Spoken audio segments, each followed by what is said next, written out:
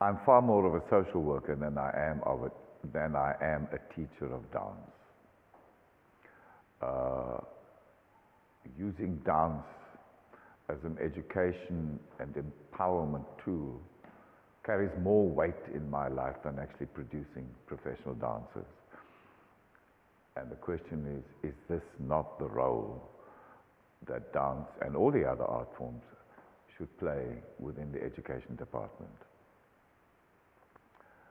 Having said all that, I like to teach the cartwheel. In my 4 decades of teaching, I have more than enough evidence that the second a young person has the courage to go upside down, there is a very visible transformation within their demeanor. They clearly become more confident. Doing cartwheels is within our DNA.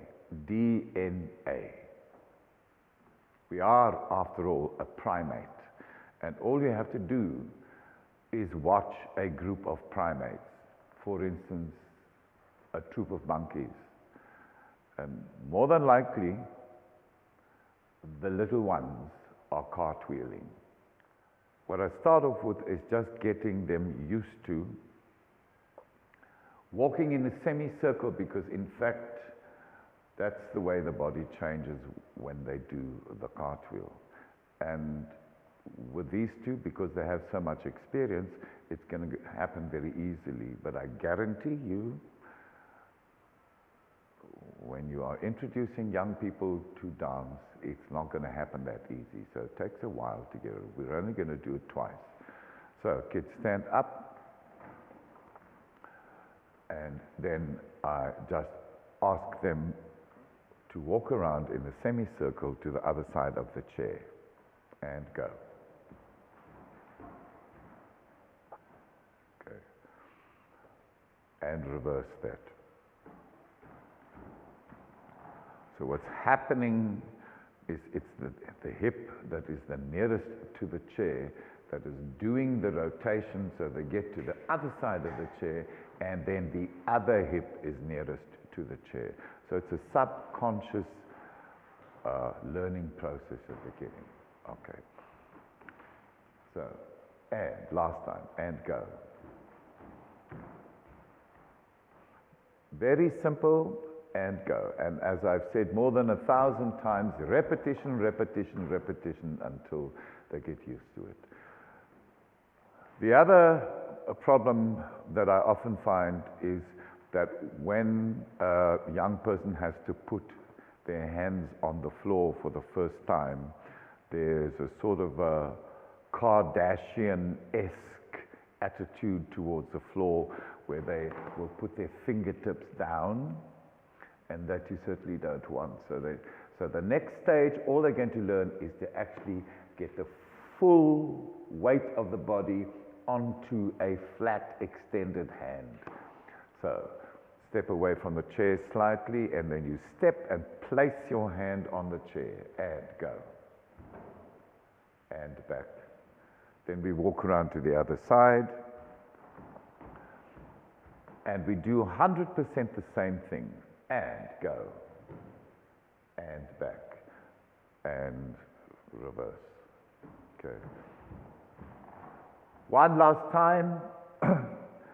As much weight as possible must be placed on the first hand. And go, and back, and move around to the other side.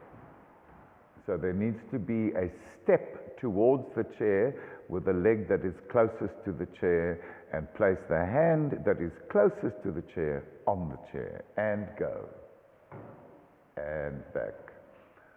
All right, and reverse. Now, the other hand, okay? And step, hand, hand, and back. And it must be clearly foot, hand, hand, okay? and foot, hand, hand, and back. Walk around to the other side. And foot, hand, hand, and back. Once more. I need to see you take that step very clearly. So if you have to, you need to step away from the chair so there's room to take a step. So we go and back, and round to the other side. Next stage is just to get them used to lifting off the floor. The chair assists to get that rotation from here across to there, which is what happens in the cartwheel. Before they demonstrate it, again, I repeat, these two have got a lot of experience. Kids that are stepping into the class for the first time are not going to stretch their legs, are not going to point their toes, and they don't have to. Okay? So all you can ask them is to incorporate everything that they've learnt now, step towards the chair, so it goes foot, hand, hand, and then on the other side, foot, foot. So staan net effens weg van die stoel af, en want ek wil dit tree na die stoel toe sien. And go, and step, and around. Step away from the chair again, okay? And step, and around. We'll do that once more. It goes foot, hand, hand, foot, foot. And foot, hand, hand, foot, foot. Last time, step away from the chair. And step, foot, hand, hand, foot, foot. Okay. From here, there are a couple of other devices which will show you getting used to being upside down and then working to get as much extension in the limbs as possible. At this stage, I'd get them to lie down on the floor and get the legs in a wide V below the torso and the arms in a wide V above the torso.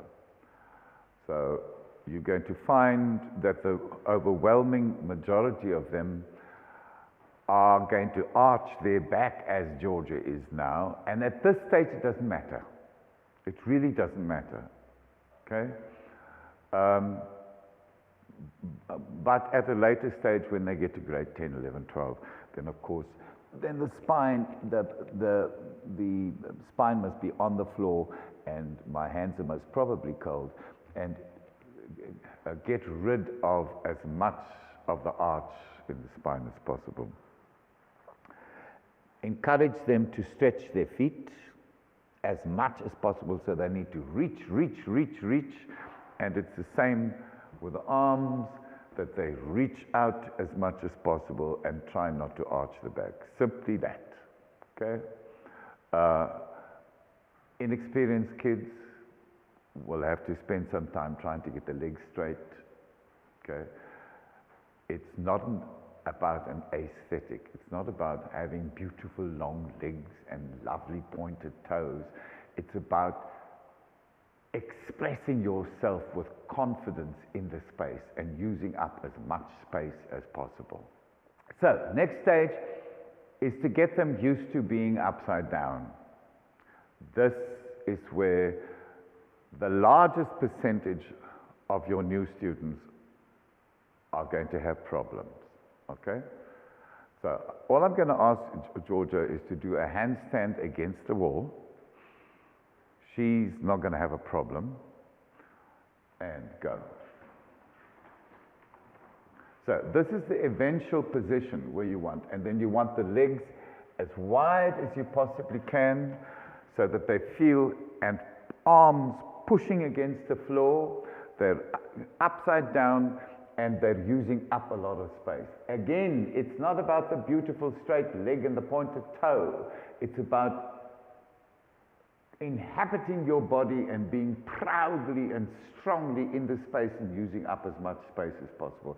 That's what they're learning, okay? come down. Now, that ain't going to happen. 80% of your kids are not going to be able to go upside down easily like that. So, this is what I do. I break them up into groups of 3. Okay? And we get, the subject is going to put her hands on the floor there. And one assistant on either side. And then we pick it up and we put it against the wall. Okay. Now, they won't stay there easily. They're going to be panicking. So the other 2 may have to hold, come hold, help, may have to hold her up there. Okay?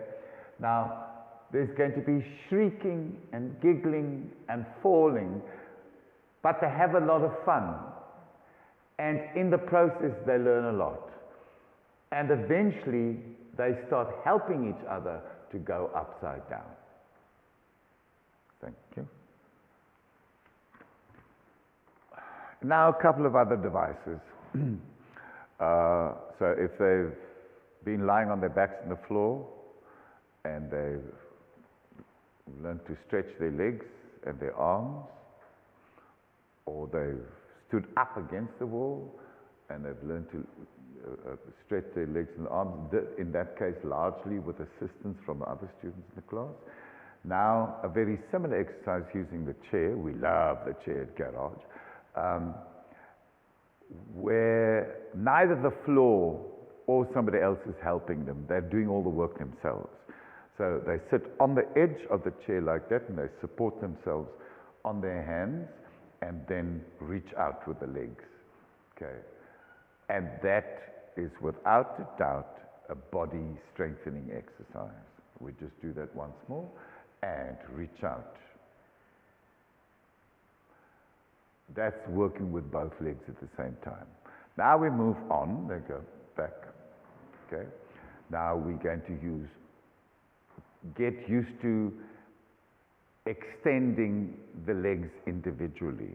So they're going to do the same process, they're going to step towards the chair, put the hand, and then hold that other leg up there. Again, lots of shrieking, lots of giggling, huge racket, but there's a lot of learning in the process. And step and hold and back.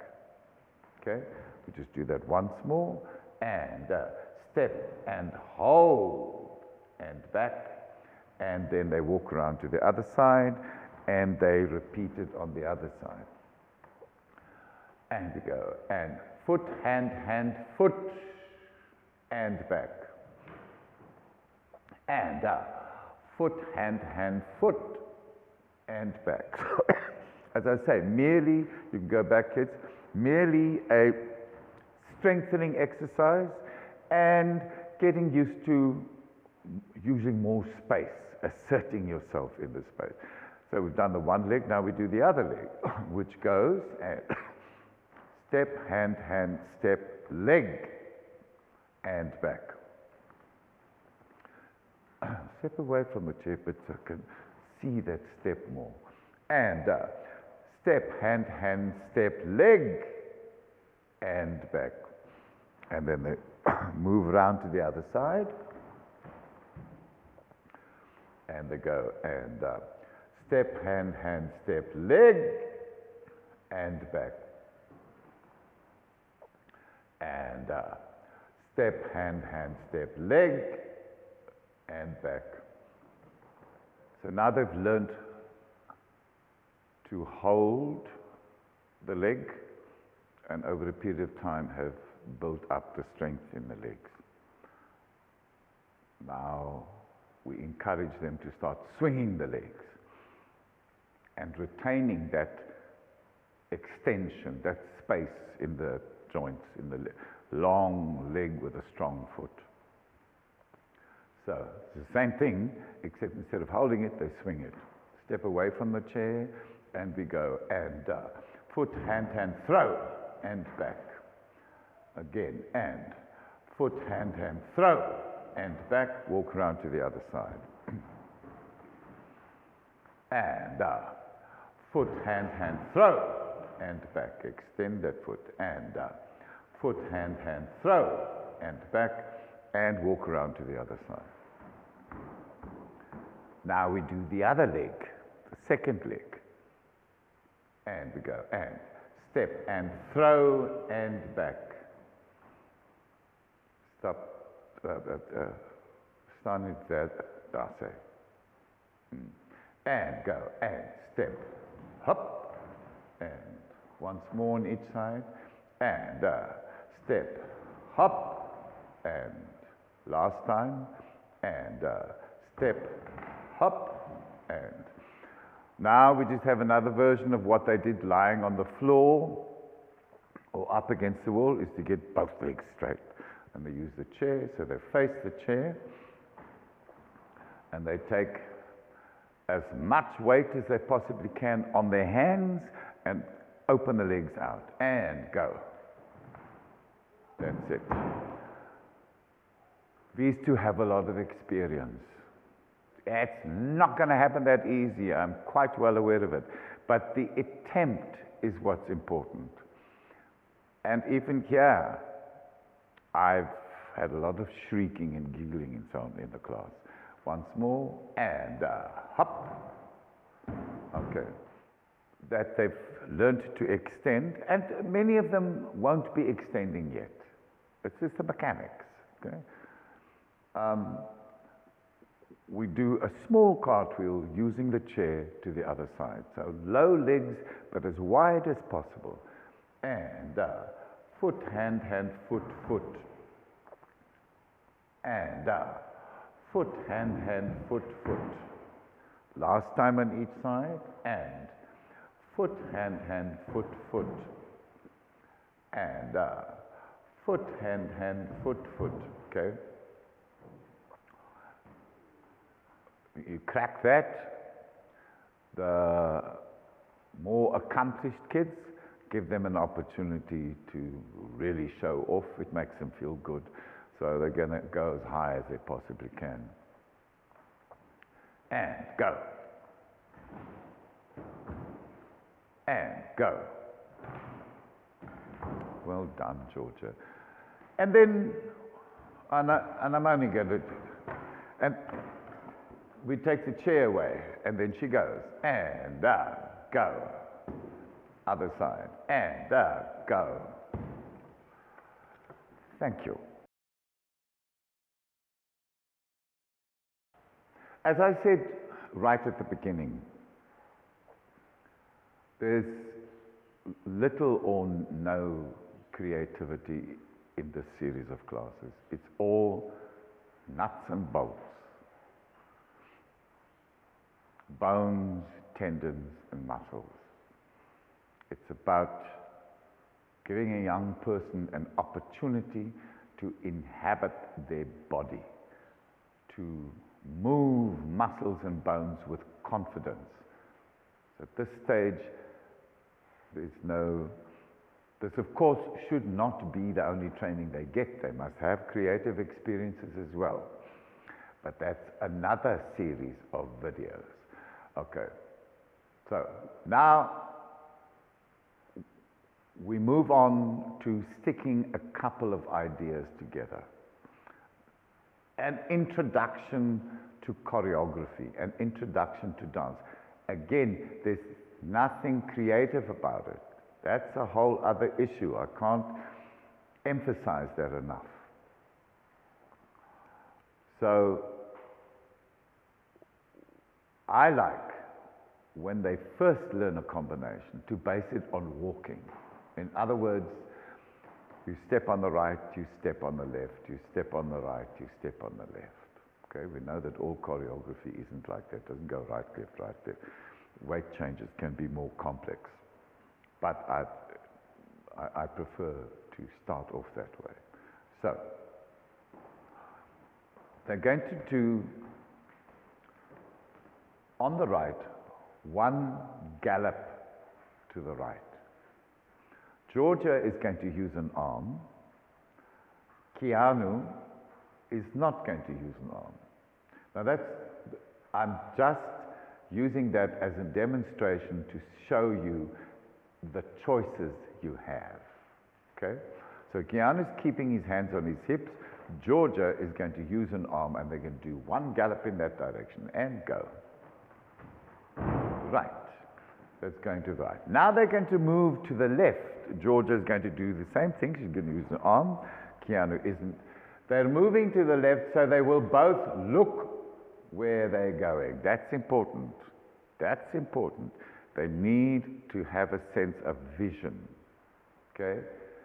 This time they're turning the gallop. And turn. Okay. Now they're going to move to the right again. They're going to do one turn. Keanu's going to do a basic turn with his hands on his hips. Yafiro Rensha has taught Georgia to do more than that. So she's using her arms. And turn. Beautiful, my girl. Spotting, seeing where they're going. Now they're moving to the left, and they're going to do a roll on the bum as taught to them by Byron Klassen. And go. And they finish off the combination on the right with a cartwheel. And go. Very nice, kids. So now we're going to put the whole lot together. We're going to do it once on the right, once on the left. For the purposes of this video, we're not using music. You can use your own music. And here we go. And 1 and 2 and 3 and 4 and 5 and 6 and 7 and 8. 1 and 2 and 3 and 4. Rest 5, 6, 7 and 8.